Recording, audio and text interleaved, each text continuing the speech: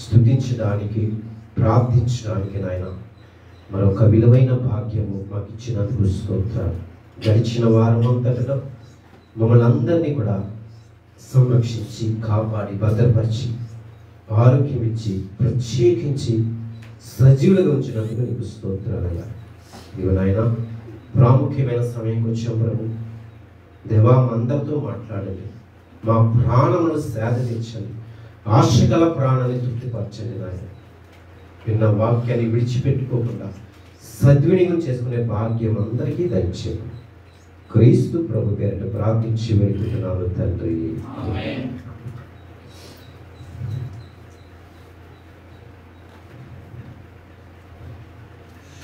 దేవునికి స్తోత్రం, దేవునికి స్తోత్రం, దేవునికి స్తోత్రం. మంచిది. ఈ ఆరాధనకి వచ్చేసి మీ అందరికీ ప్రభు పేరిట మీ అందరికీ శుభవందనాలు తెలియపరుచుకుంటున్నాం. దేవుడిచ్చిన అవకాశం మనం సద్వినియోగం చేసుకుందాం. దయచేసి అందరూ పరిశుద్ధ బైబిల్ గ్రంథం తెలిస్తే కనుక క్రొత్త నిబంధన గ్రంథం నుండి హెబ్రీయులకు రాసిన పత్రిక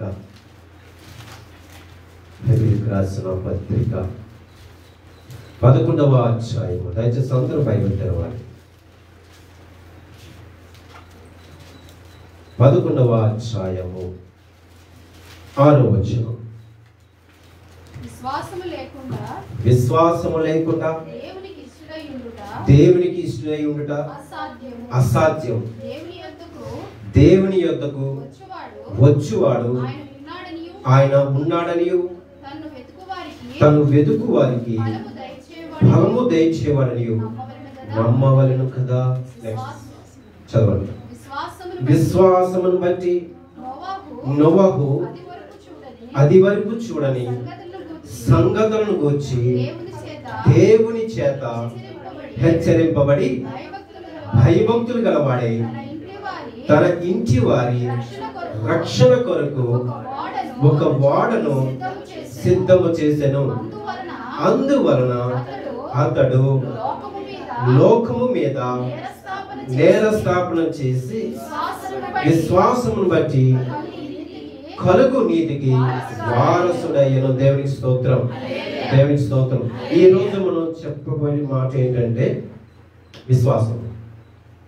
విశ్వాసం ఏంటంటే ఫెయిత్.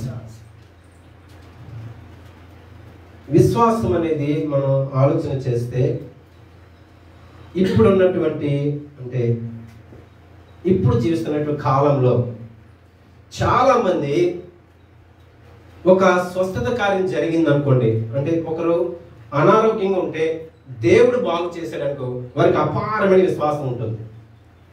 ఓకే, ఇంకా చెప్పాలంటే శోధనలో, ఇబ్బందిలో, కష్టంలో, రుణ బాధలతో సతమతం అవుతున్నటువంటి ప్రజలు ఎంతో మంది ఉన్నారు. వారు దేవుని దగ్గరికి వచ్చినప్పుడు, వారికి మేలు కలిగినప్పుడు దేవుని పట్ల వారికి ఏముంటుంది? విశ్వాసం ఉంటుంది. అంటే ప్రతి మనిషికి ఒక కార్యం జరిగినప్పుడు, ఒక మేలు జరిగినప్పుడు దేవుని పట్ల నమ్మకము, విశ్వాసము కలుగుతుంది. ఎప్పుడు జరుగుతుందంటే నీకు ఒక కార్యం జరిగినప్పుడు, లేదంటే నీకు ఒక మేలు జరిగినప్పుడు, లేదంటే నువ్వు అనుకున్న రీతిగా నీకు ఏదైనా జరిగినప్పుడు, అంటే దేవుని నమ్మిన తర్వాత నువ్వు ఖచ్చితంగా దేవుని సన్నిధికి వస్తావు, నమ్ముతావు, విశ్వాసం ఉంచుతావు. ఈ రెండు విషయాలు ఓకే మనకు అర్థమవుతుంది.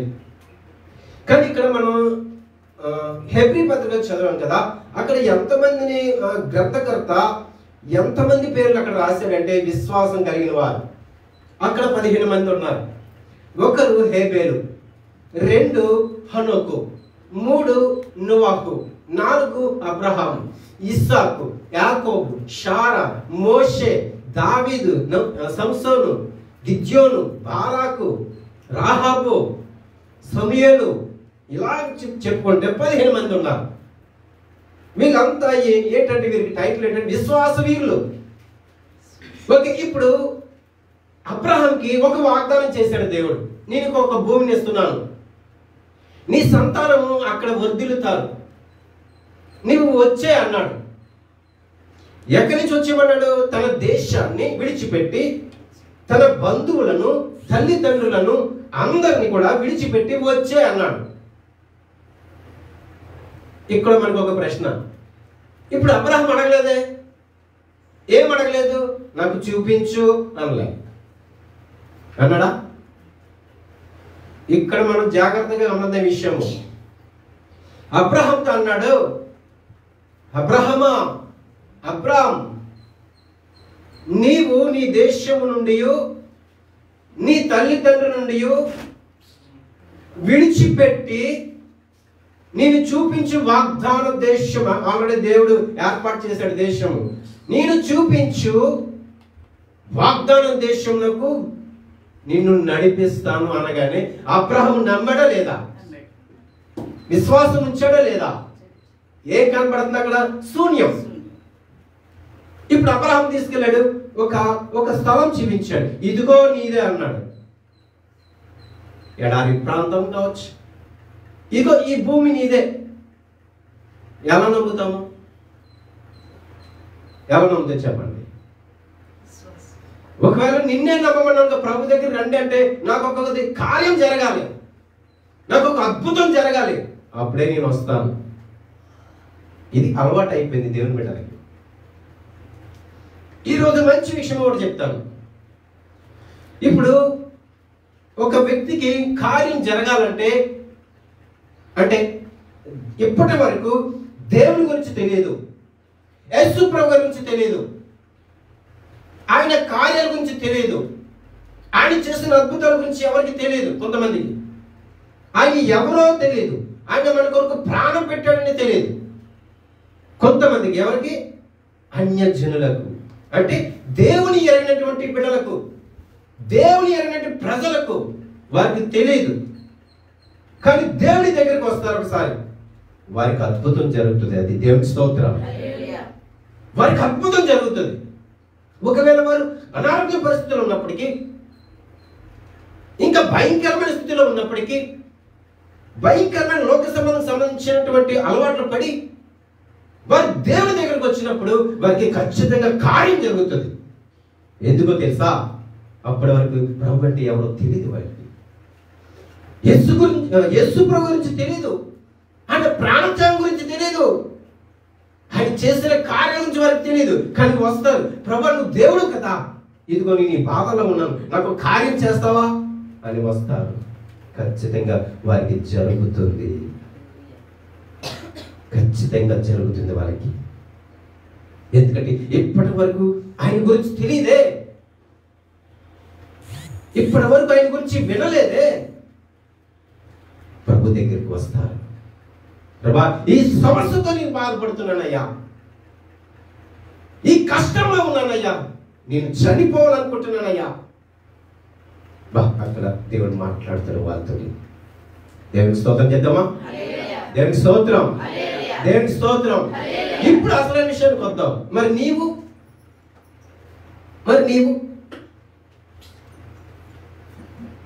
ప్రియ సహోదరి సహోదరుడా, మరి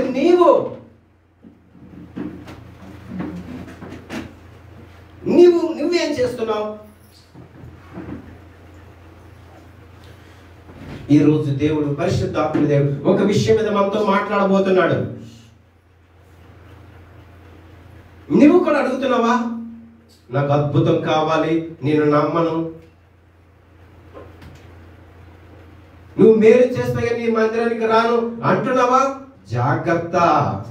ఎందుకో తెలుసా? నీకు వాక్యం తెలుసు, నువ్వు ఎన్నో మార్లు వాక్యం విన్నావు, దేవుని సన్నిధికి వచ్చావు, ఎంతో మంది సేవకుల మాటలు నువ్వు విన్నావు, సువార్తలు విన్నావు, లేఖనాలు ఏం చెబుతున్నాయో నీకు తెలుసు, ఏ లేఖనం చదివితే ఏం జరుగుతుందో నీకు తెలుసు, ఏ సమస్య ఉన్నప్పుడు, ఏ బాధలో ఉన్నప్పుడు, కష్టం ఉన్నప్పుడు ఏ వాక్యం నిన్ను ఓదార్స్తుందో నీకు తెలుసు. ఇంకెందుకు కోరుకుంటున్నాను ఏదో జరగాలని? వాళ్ళకంటే తెలియదు కదా, నీకు తెలుసు కదా.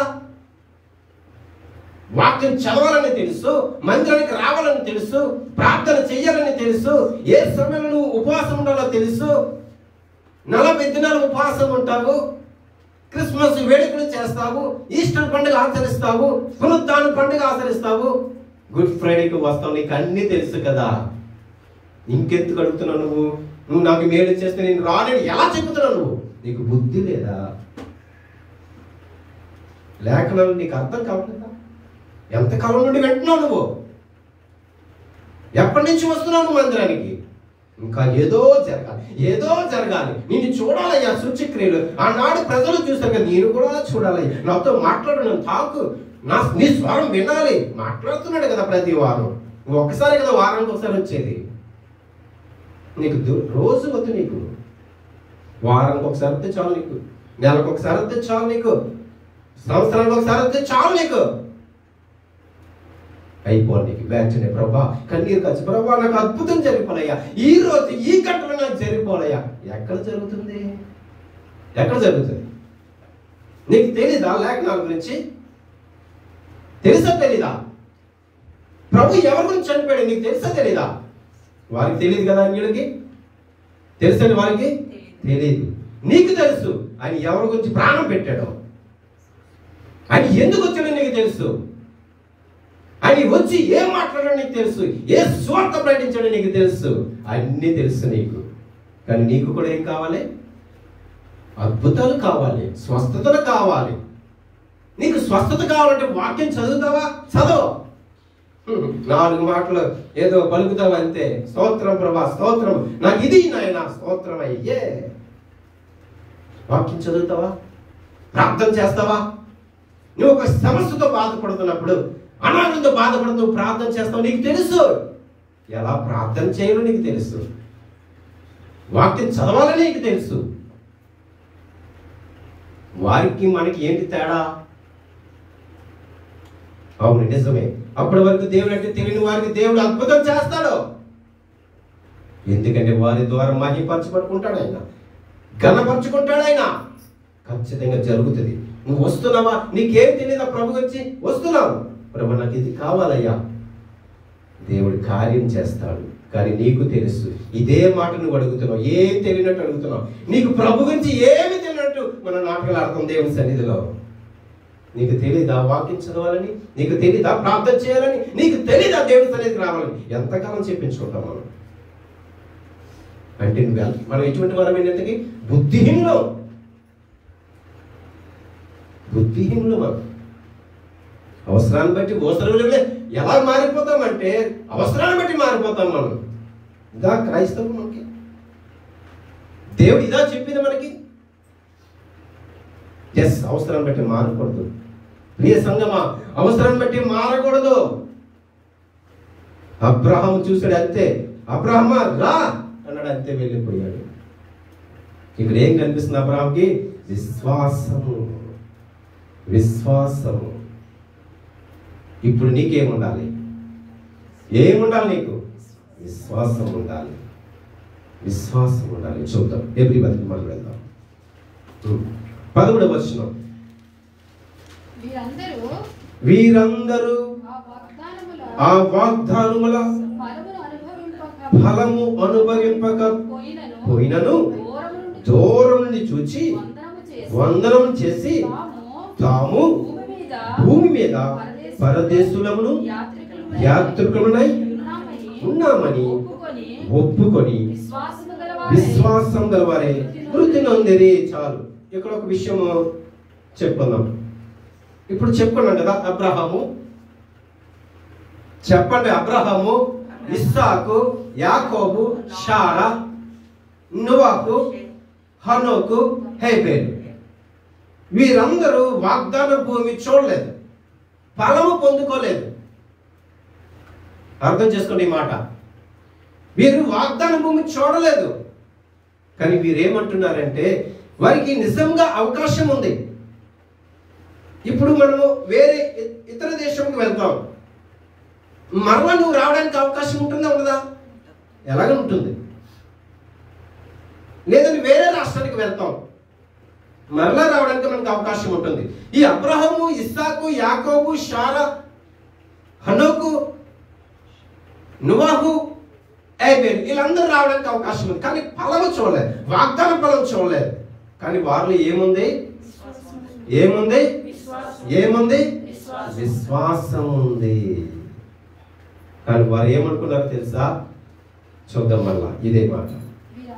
వీరందరూ ఆ వాగ్దానముల ఫలము అనుభవించకపోయినను దూరం నుండి చూచి వందనము చేసి తాము భూమి మీద పరదేశులమై యాత్రికులమై ఉన్నామని ఒప్పుకొని విశ్వాసం గలవారమై చనిపోయారు.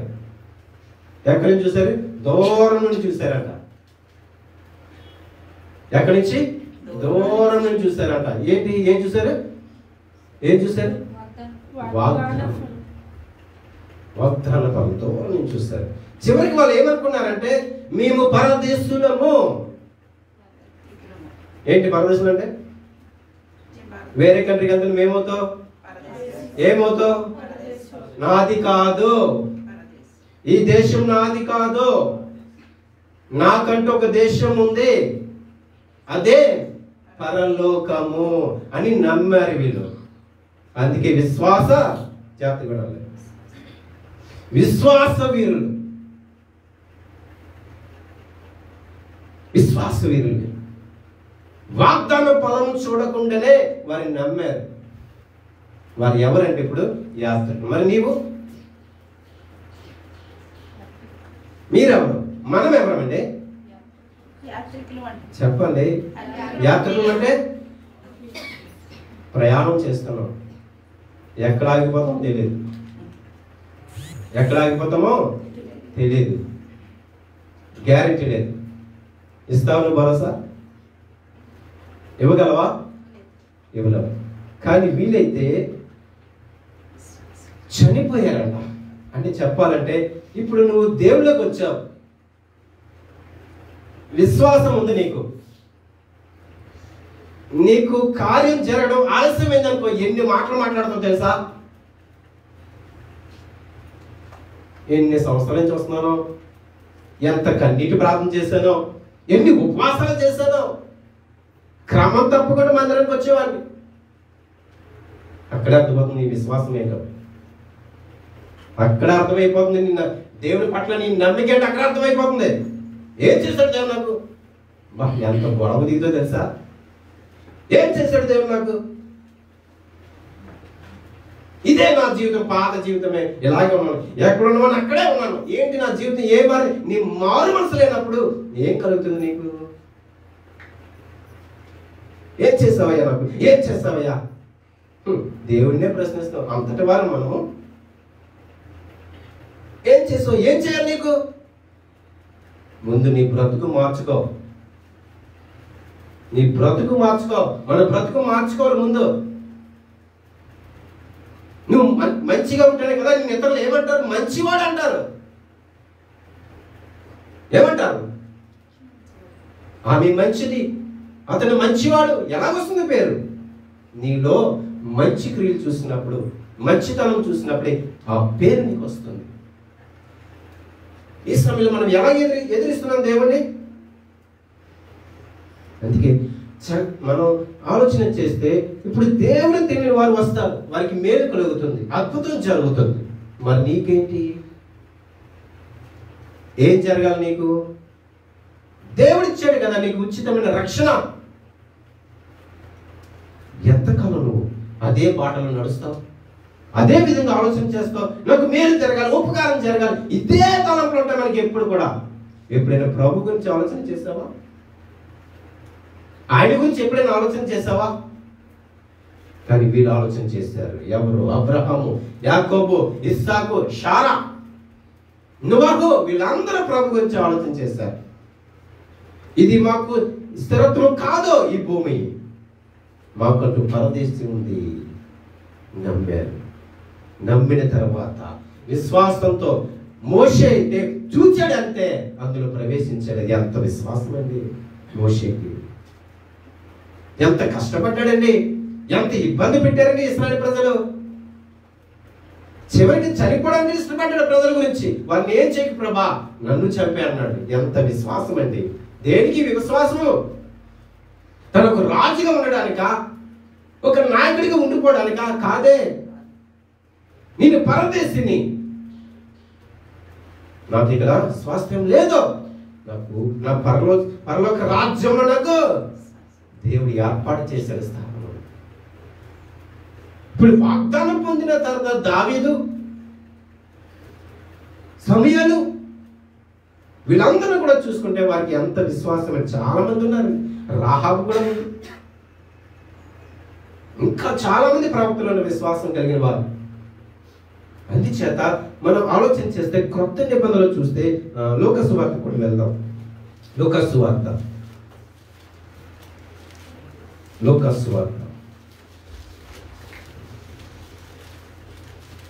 7వ అధ్యాయం 7వ అధ్యాయం 50వ వచనం చూద్దాం. అందుకైన నీ విశ్వాసము నిన్ను రక్షించెను, సమాధానము కలదానివై వెళ్ళుమని ఆ స్త్రీతో చెప్పాను. మరొకసారి చదువు. అందుకైన నీ విశ్వాసము నిన్ను రక్షించెను, సమాధానము కలదానివై వెళ్ళుమని ఆ స్త్రీతో చెప్పాను. ఇప్పుడు ఒక సమస్యతో ఎవరైనా వచ్చారనుకోండి, ఇప్పుడు ప్రభు దగ్గరికి వచ్చారు, జాగ్రత్తగా ఉందన్నమాట. ఒక సమస్యతో బాధపడుతుంది ఆమె. ఇప్పుడు ప్రభుకు తెలుసు ఆమె ఏ సమస్యతో మాట్లాడుతుందో, ఆమె ఏ సమస్యతో బాధపడుతుందో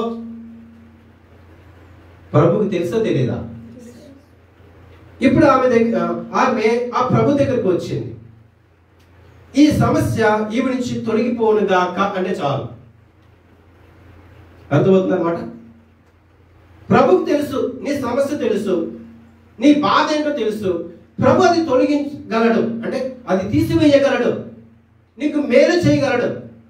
కానీ ఇక్కడ మాట ఆలోచన చేద్దాం. నీ విశ్వాసమే, ఏదో సింపుల్ అనుకున్నారు కదా, నీ విశ్వాసమే నిన్ను రక్షించిన. ఇప్పుడు ఆమెకి ఏముంది? ముందు ఏముంది? విశ్వాసం ఉండాలి నీకు. విశ్వాసం లేకుండా నాకు జరగదు, ఏదో వెళ్తున్నాను మందిరానికి, ఏదో ప్రార్థన చేస్తున్నాను, ఏదో చదవాలి కాబట్టి బైబిల్ గ్రంథం చదువు, ఎవరో చెబుతున్నారు కాబట్టి నేను గ్రంథాన్ని చదువుతున్నాను, ఎవరో చెబుతున్నారు కాబట్టి నేను ప్రార్థన చేస్తున్నాను, ఎవరో రమ్మన్నారు కాబట్టి మందిరానికి వెళ్తాను. ఎక్కడుంది నీ విశ్వాసము? అది విశ్వాసం అంటారా? కాదు, అవిశ్వాసం అంటారు దాన్ని. ఇప్పుడు అవిశ్వాసం పట్టుకుని నువ్వు దేవుని దగ్గరికి వచ్చావు మందిరానికి, ఏం జరుగుతుంది? నీకు ఏం జరుగుతుంది? ఏముండాలి మనకి? ఏముండాలండి? విశ్వాసం ఉండాలి. అమ్మా నీ విశ్వాసము గొప్పది తల్లి అంటాడు. నీ విశ్వాసం గొప్పదమ్మా, నీ విశ్వాసమే నిన్ను రక్షించింది. నీ విశ్వాసమే నిన్ను రక్షించి సమాధానం గలదానివే వెళ్ళుము తల్లి అన్నాడు.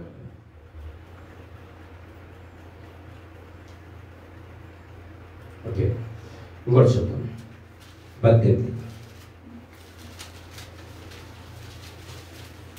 18:42 వచ్చి లూకా సువార్త, ఇదే గ్రంథంలో నుంచి లూకా సువార్త 18వ అధ్యాయము. యేసు చూపు పొందుము, నీ విశ్వాసము నిన్ను స్వస్థపరచునని వాడితో చెప్పాను. ఓకే, ఇప్పుడు చెప్పండి, ఎవరైనా అనారోగ్యం ఉంటే ఏముండాలి? ఏ విశ్వాసం ఉండాలి? దేవుడు నన్ను ఖచ్చితంగా బాగు చేస్తాడు, నీ విశ్వాసమే నిన్ను బాగు చేసెను. ఈ యొక్క సందర్భాలు చూస్తే యేసుక్రీస్తు వారు నేరుగా నీకు దేవుడు అంటే దేవుడు కదా యేసు ప్రభు గారు, నీకు చూపు వచ్చిన గాక అనలే. చాలా ఈ గ్రంథంలో సువార్తలో చూస్తే ఎక్కువగా ప్రభు అయిన యేసుక్రీస్తు వారు ఏం మాట్లాడారంటే, నీ విశ్వాసము ద్వారానే జరుగును గాక, నీ నమ్మిక చెప్పిన నీకు కలుగును గాక అన్నాడు. ఊరికినే ఏమొచ్చేవు? ఊరికినే ఏమొచ్చేవు? ఏముండాలి? విశ్వాసం ఉండాలి నీకు. నమ్మకం ఉండాలి. ప్రభు చెప్తున్న మాటలు నేర్గమ, నీ నమ్మిక చెప్పిన నీకు జరుగును గాక, నీ విశ్వాసాన్ని బట్టి నీకు కలుగును గాక, రక్షింపబడును గాక, నీకు కార్యము జరుగును గాక. అంటే ఇవన్నీ ఆలోచన చేస్తే మనకి ఏముండాలి? ఎందుకు? విశ్వాసం ఉండాలి, విశ్వాసం ఉండాలి, విశ్వాసం ఉండాలి. దేవుడు అంటే ఎరగని బిడ్డలు ఎంతో మంది వస్తారు, వారికి తెలియదు. కానీ నీకు విశ్వాసం ఉందా జరుగుతుందని ఉండాలి. అందుకే మనం ఈ రోజు మనకి ఒక విషయము దేవుడు బయలుపరుస్తున్నాడు. నువ్వు గ్రంథము చదవకుండా, ప్రార్థన చేయకుండా, మందిరానికి రాకుండా నువ్వు ఎలా అడుగుతున్నావు? నువ్వు ప్రభుని ఎలా అడగలుగుతున్నావు? నువ్వు మందిరానికి రావు, గ్రంథాన్ని చదవు, ప్రార్థన చేయవు, నువ్వు దేవుని బిడ్డవా? చెప్పండి, నువ్వు దేవుని బిడ్డవా? క్రైస్తవుడువా? ఎందుకు ఆ పేరు? ఎందుకు ఆ పేరు? చెప్పండి, ఎందుకు మనకి? ఇంకా చెప్పాలంటే దేవుడి ఎరని బిడ్డలు వచ్చి వారి విశ్వాసం చూస్తే, అందుకే ప్రభు అమ్మ నీ విశ్వాసం గొప్పది తల్లి. రాహాబు చూడండి, ఒక అన్యురాలు బ్రతికిందమ్మే, బ్రతికింది. అందుచేత మనం ఎక్కువగా దేవుని మాటలు వినాలి. ఏం వినాలి? ఏం వినాలి? దేవుని మాటలు వినాలి. చూద్దాం రోమపత్రిక, రోమపత్రిక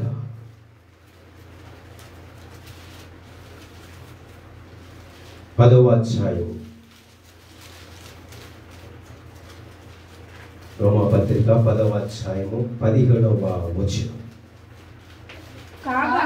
కాక వినుట వలన విశ్వాసం కలుగును, వినుట క్రీస్తును గురించిన మాట వలన కలుగు.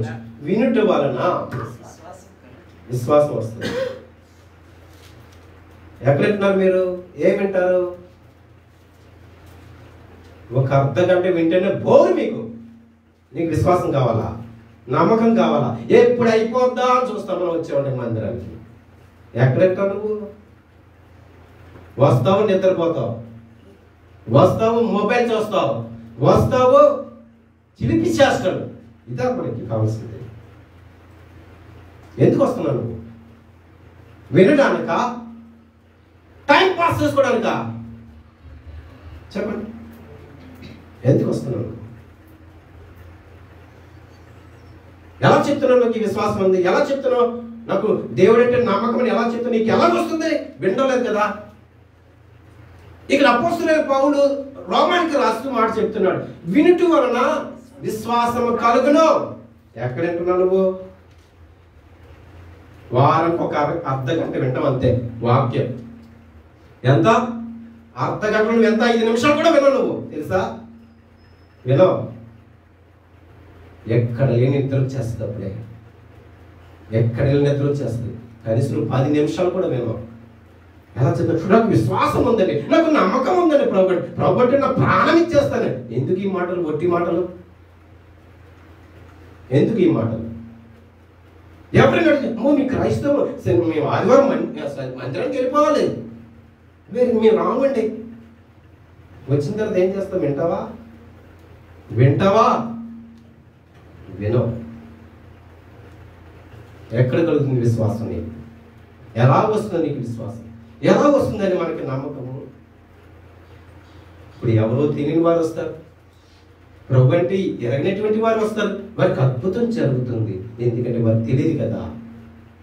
నీకు తెలుసు కదా, ప్రతి నెల చేయబడతావు కదా, బలన తీసుకుంటావు కదా, అన్ని వేడుకలకు పాల్గొంటావు కదా, చక్కగా రెడీ అవుతావు కదా. నీకు తెలీదా ప్రియ సంగమా? నీకు తెలీదా? అందుచేత మనం ఎక్కువగా దేవుని మాటలు వినాలి. వినాలి, విశ్వాసం వస్తుంది మీకు అప్పుడు. మరి అబ్రహాం ఎలా విన్నాడు? అంత విశ్వాసం వచ్చింది. విన్నాడు. వివాహ కాలం నుంచి ఉన్నటువంటి అబ్రహాము తెలుసా? ఏ విన్నాడు? ఎస్, విన్నాడు, దేవుని గురించి విన్నాడు. నోవాహు జలప్రలయం గురించి విన్నాడు. ఏం కలిగింది అబ్రాహాంకే? వినటం వలన విశ్వాసం కలిగింది. అబ్రాహాంని విశ్వాసం చూసి సారా మారిపోయింది. అది మారిపోయింది ఈ గృహంలో. ఒకరు వస్తే ఒకడు రాడు, కుటుంబంలో ఇద్దరు వచ్చారంటే ఒకడు రాడు. ఎక్కడ విశ్వాసం ఇది? అందుకే నోవాహు తన కుటుంబాన్ని మార్చుకున్నాడు క్రీస్తులోకి. ఎక్కడ నువ్వు మార్చుకున్నావు? అందుకే చాలా మంచి మాట, నెక్స్ట్ వీక్ చెప్పుకుందాం. ఎవరు విడిచిపెట్టబడతారో, ఎవరు పైకి వెళ్తారో ఆ మాట చెప్పుకుందాం. కనుక ప్రియ సహోదరుడా, ఆలోచన చేద్దాం. కనుక చక్కగా మనం బైబిల్ చదవాలి. చక్కలో పెట్టుకోవడానికి రావడానికి కాదు, చదవాలి. గ్రంథాన్ని చదువు, నీకు అర్థమవుతుంది. విను, నీకు అర్థమవుతుంది. ప్రార్థన చేయి, నీకు బలమైన దృఢమైన విశ్వాసం కలుగుతుంది. ఎంత ధైర్యంగా ఉంటావు తెలుసా? ఏదో ఒక పని జరిగిపోతే ఎక్కడైనా కష్టాలని నీ ముఖంలోనే కనిపిస్తాయి. అదే దేవుడు నా కొరకు ప్రాణం ఏంటి చాలు, ఎలా ఉంటామంటే అప్పుడు ఇంకా పారిపోతావు అక్కడి నుంచి. నాకు వద్దయ్యా, పర్వాలేదయ్యా, నేను కష్టాలు అనుభవిస్తానయ్యా, ఎంత ఇబ్బంది నేను బ్రతుకుతానయ్యా, అక్కడి నుంచి పారిపోతావు. ఏముంటే ఏది ఇవ్వమంటే నీ ప్రాణం నాకు ఇస్తావా అని అడిగితే ఏం చేస్తావు? అక్కడి నుంచి పారిపోతావు. ఇతర రాష్ట్రానికి వెళ్ళి, ఇతర జిల్లాకి వెళ్ళి బ్రతుకుతాను, కానీ ఆయన నీ ప్రాణం ఇవ్వలేదయ్యా, పారిపోతావు. అప్పుడు ఎగిరిపోతాయి నీ కష్టాలు, ఇబ్బందులు, ఇరుకులు అన్నీ ఎగిరిపోతాయి. జాగ్రత్త. ఈరోజు చెప్తున్నాడు, విశ్వాసం లేకుండా దేవుని చూచుట అసాధ్యము. జాగ్రత్త. విశ్వాసం ఉండాలి, నమ్మకం ఉండాలి, విశ్వాసం ఉండాలి. ఏముండాలి? నమ్మకం ఉండాలి. వీరందరూ ఎలాగ నమ్మకం కలిగిన వారు? ఇస్సాకు, యాకోబు ఎంత విశ్వాసులేంటి. అందుకే వారికి విశ్వాస వీరులని పేరు పెట్టబడింది. కనుక ప్రియ సంగమా, మనం కూడా విశ్వాసం కలిగి ఉందాం. నమ్మకంతో మనం దేవుని వెంబడిద్దాం, కార్యాలు జరుగుతాయి. అందుకే మనకి దేవుడు లేఖన భాగాలు ఇచ్చాడు, పరిశుద్ధ బైబిల్ గ్రంథం ఇచ్చాడు. నువ్వు